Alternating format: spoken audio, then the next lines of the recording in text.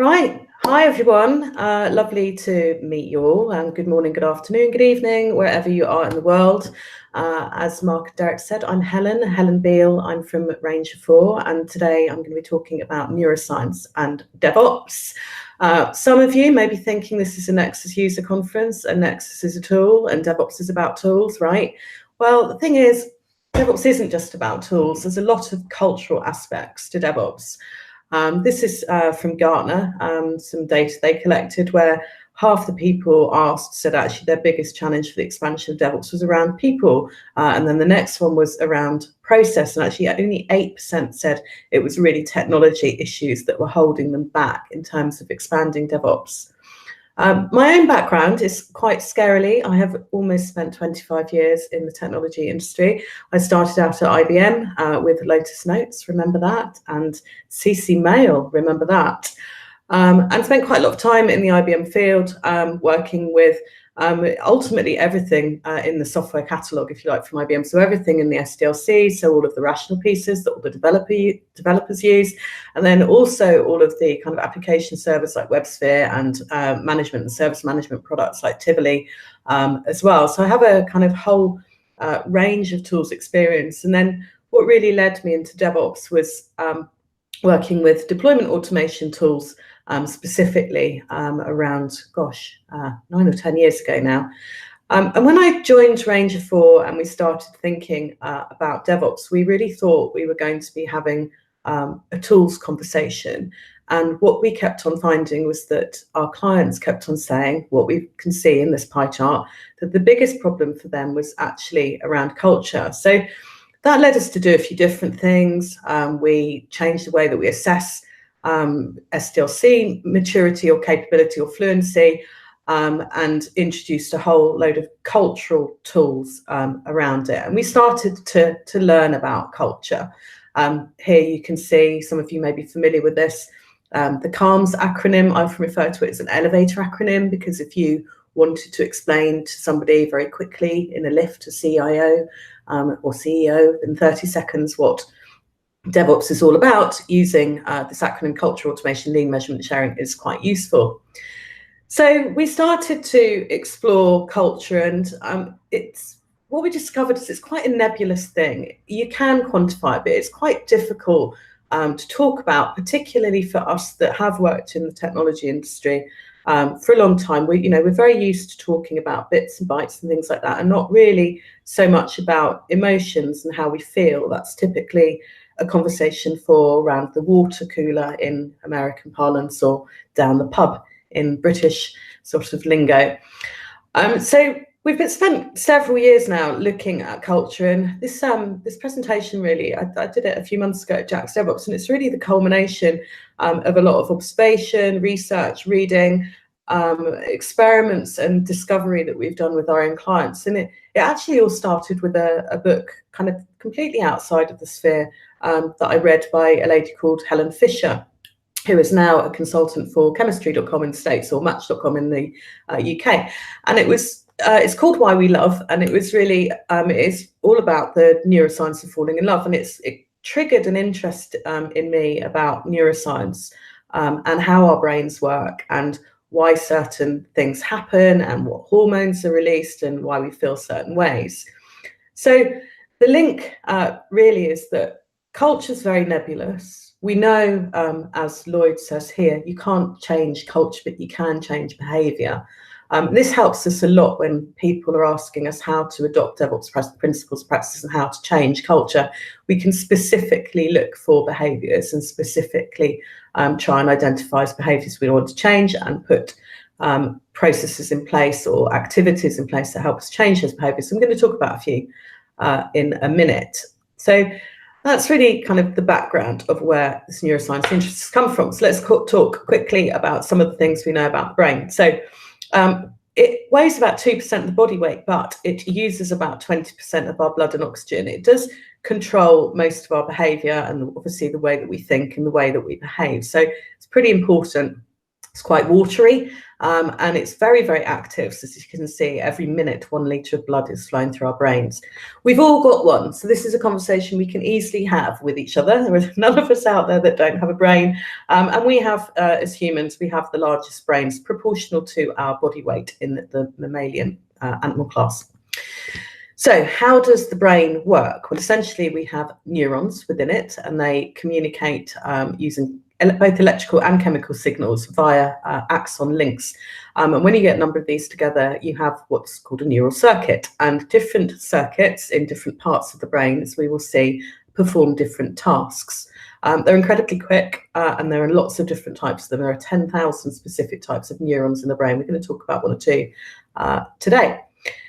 So I wanted to start thinking about unlearning and learning in terms of these behaviours that we're trying to influence when we talk about DevOps culture. So many of you, I imagine, have read the Phoenix Project, and hopefully many of you have also listened to the audio book Beyond the Phoenix Project, which came out last year, which features Gene Kim and John Willis chatting about lots and lots of different things, about 7.5 hours of audio there for you to enjoy, but I'll skip to the end. At the end, Gene really concludes that what we call a DevOps organisation or a high-performing organisation these days is really a dynamic learning organisation. So learning is absolutely critical to everything that underpins this. Another shout out actually to Barry O'Reilly, who published a book last year called Unlearn, and this is his definition of what we mean by unlearning, in that.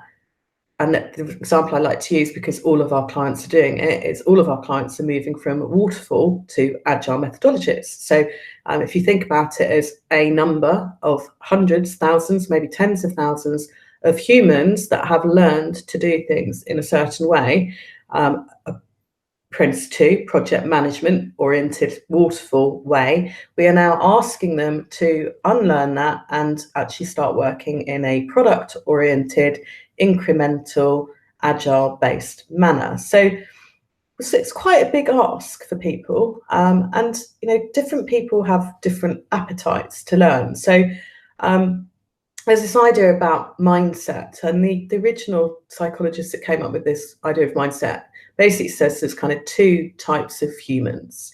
There are humans that have a growth mindset and humans that have a fixed mindset.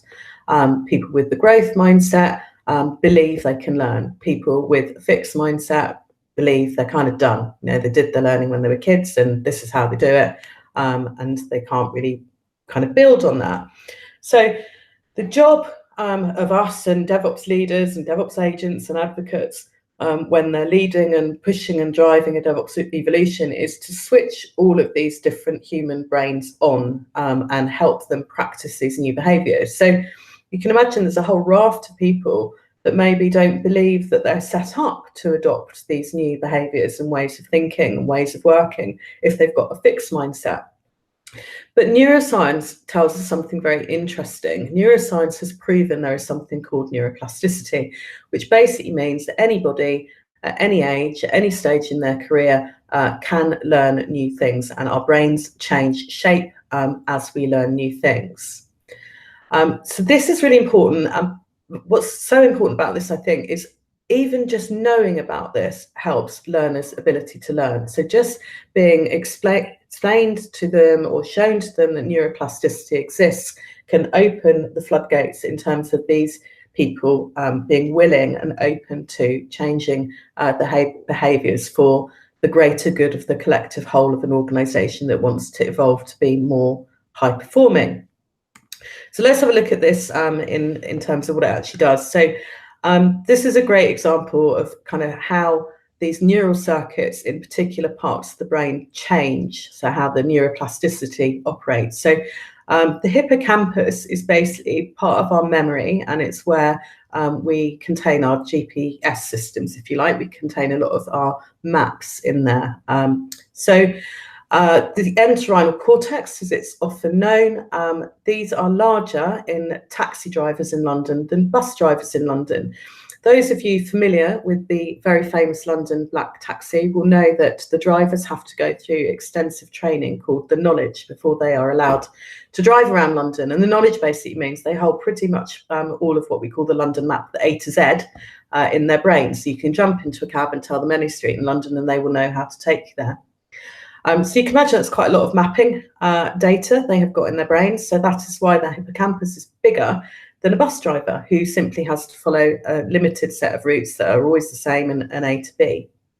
Another example how this works, multilingual people have been proven to have a larger left inferior parietal lobule, so I've shown you where that is on the brain, than monolingual people. So there is, again, growth in the tissues and the neural networks that help us manage having 2 or more languages in our brain.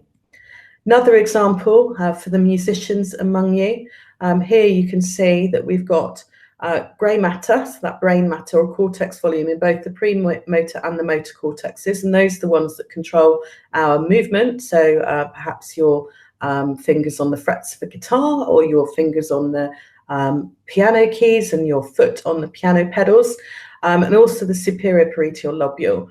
These are all bigger the more music people play. So practice is making those muscles larger, just like if you were down the gym and you lifted lots of weights, your arms would grow bigger.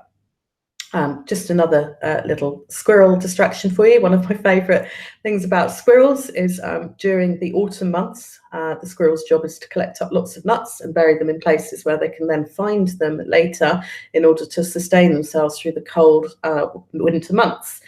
And during this time, the squirrel's brain, again, that hippocampus actually grows. So whilst they make their autumn or fall maps, they grow their brains so they can remember where they put their nuts and they can survive through until the spring, when their brain will shrink again until the next season comes around. So now we know a little bit about brains and how they work and how we can think about learning. We know we have neuroplasticity. Let's talk a little bit about working memory. So take a look at these letters. Have another look at them and think about it for a moment, and then think about which of those letter sets you can remember. And then maybe write them down, and then have a look at this set of letters. Now, this set of letters looks different to most of us. So the way that our working memory works, it's on our prefrontal cortex, and it basically can handle sort of 3 chunks of information at once. So if I now did that and asked you what you can remember, despite the fact that I talked over it, probably lots of you, maybe even if you're not British, I do appreciate that the BBC is the British Broadcasting Corporation, but you can probably remember more of these than you can of those. And the reason for that is these sets of letters are randomized. So when you learn MCB, you are learning 3 pieces of information. When you look at BBC or MRI, you already know this is 1 chunk of information. You're familiar with it. So this is really important to understand when we're asking people to learn, that people can only handle about 3 to 4 chunks of information in their new information in their working memory at once. This is why it's really tiring to learn lots of new things at once. Or, for example, I recently went to the Louvre in Paris and I was very exhausted after about 90 minutes because my brain was just bombarded with all these new things. And it was kind of, I got to the point where I said, I've seen enough, we can go. So what happens as we learn then? So we learn these things. It's really intense to learn these new ways of working. Well, as we practice them, that activity shifts away from that prefrontal lobe or that prefrontal cortex where it's really intense. And we start to move it back away from that front of the brain so we can help. It basically consolidates these freshly learned mental processes. So I'm sure all of you have done things like drive home from work and get home and think, I can't actually remember the drive home.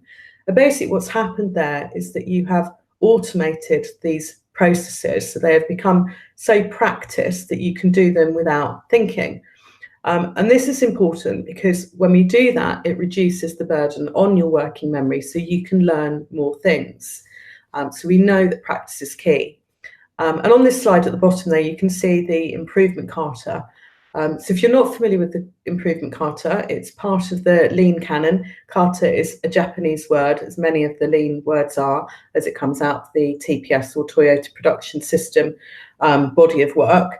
And any of you that have practiced martial arts will be familiar with the word kata, because it essentially means patterns. When you are learning a martial art, you repeat kata over and over and over again until your brain and your bodily muscles have learnt it as a habit, so that if someone attacks you, you don't need to think, oh, what was that thing that I was supposed to do when someone was about to come and punch me in the face?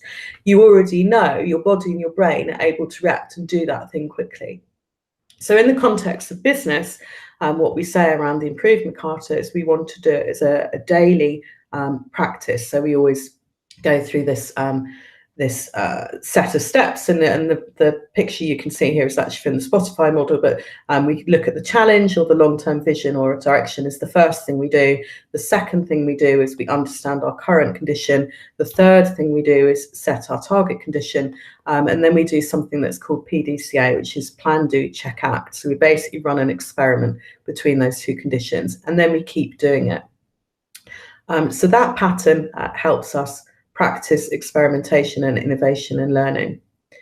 So in summary there, basically what we're seeing is what we call automaticity in the brain. So we love this as technologists, right? Because we understand about automation, we understand about schemas and cognitive load theory, which is related to this. Basically tells us that this knowledge is stored in the form of schemas, and this enables us to access them more quickly. So what you're seeing in the little brain pictures there is you're seeing what's happening when somebody's trying to learn something new. So you're seeing loads of working memory happening, loads of activity in the brain, and then we're seeing somebody do something that they understand very well, and you can see that the activity in the brain drops because these schemas have been produced and we have automated the task of doing that particular thing.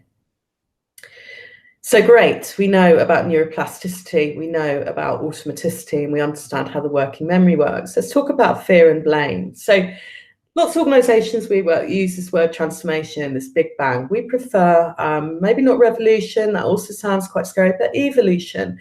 That sounds a little bit more natural. It sounds like a little bit less scary. It's not a big change. What we're really trying to do is transition between a couple of states, normally often between a project, a waterfall-oriented state, into a product or agile or incremental change state. And this is going to cause disruption. People are going to feel awkward and anxious about what they might be being asked to do. So they need to acclimate effectively. So these are the kind of changes that we're asking people to do, the kind of transitions that we're demanding when we ask people to embrace DevOps. So we want people to stop thinking about large batch sizes, so not 100-page Word documents outlining the business requirements, but actually a small user story in our Jira backlog that can be done within a matter of days. We want to stop thinking about very large organisation charts with loads of very skill-centric silos. So we've got all of our network people over there. We've got all of our MQ series development people over there. What we want is these autonomous, dedicated cells. We want to distribute authority. So we want peer-reviewed capabilities. We don't want release management and release trains and change approval boards.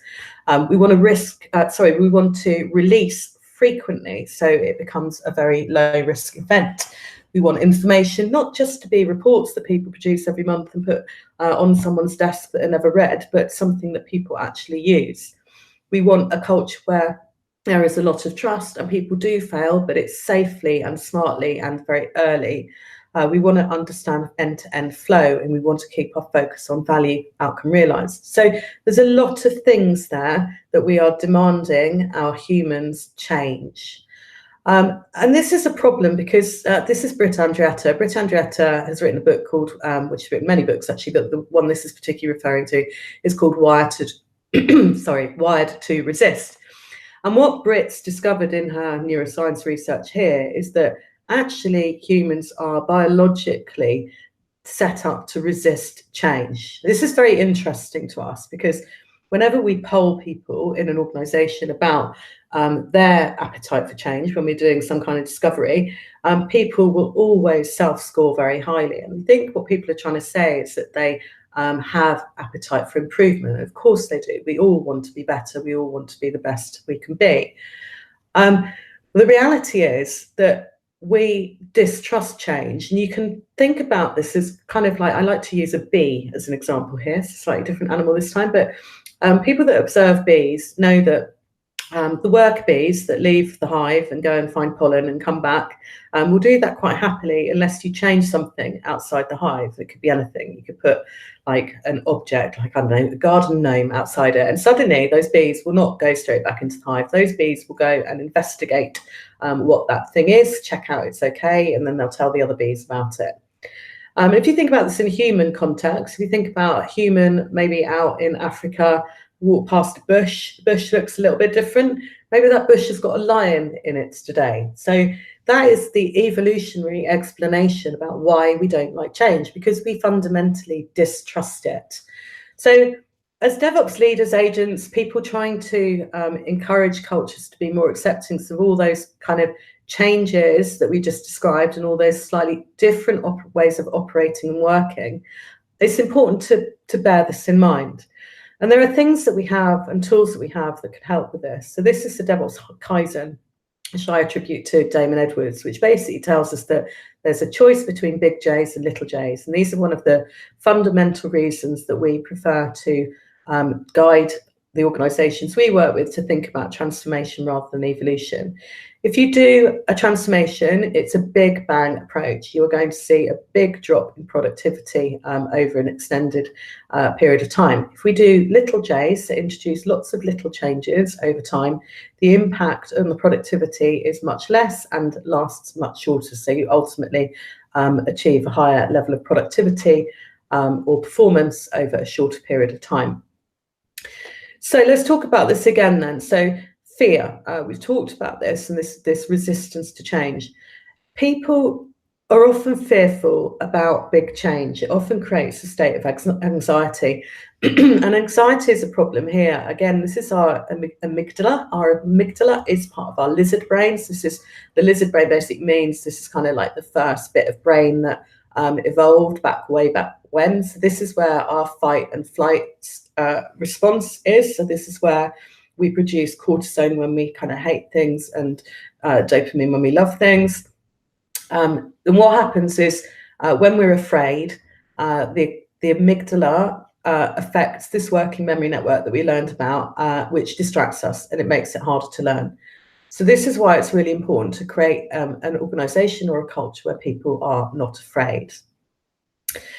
So I'm just looking at the clock and aware that I've got a little way to go. So I'm not going to spend too long on this slide, but from a safety perspective, there are lots of things that you can do to drive these behaviors to help people be fearful. People are basically fearful in organizations often when there is a lot of blame and if failure is something that people are punished by, quite understandably.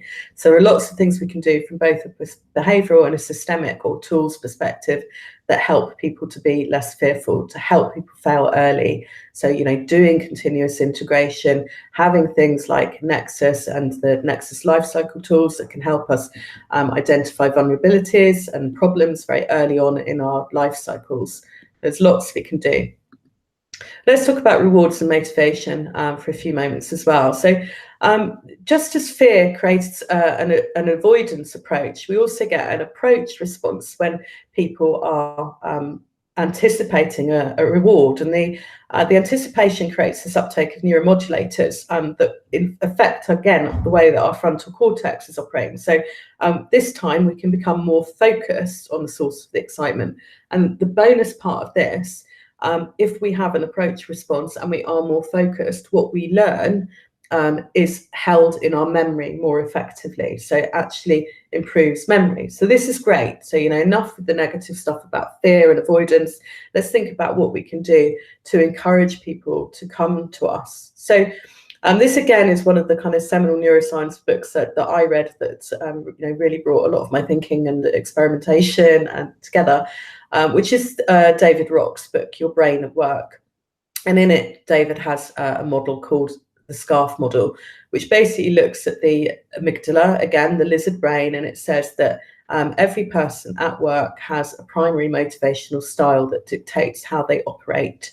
And what happens is, if that is attacked or there is a threat at work, you have the fight or flight response, the fear response, and if you have a good reward, then you have the approach response. So you can learn about the people that you work with and help influence which of these they will respond to.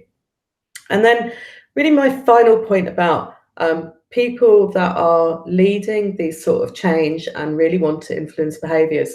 Promise to talk about one or two of those specific type of the 10,000 different types of neurons we have.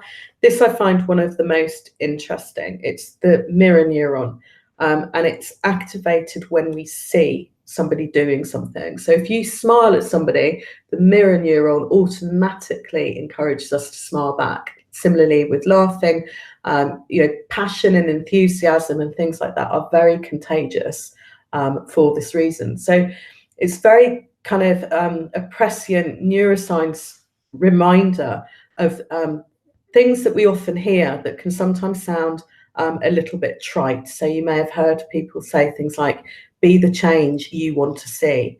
But this is actually the neuroscience behind why those kind of mantras are actually really important. They help people learn. Helen, just a reminder, you got about 2 minutes.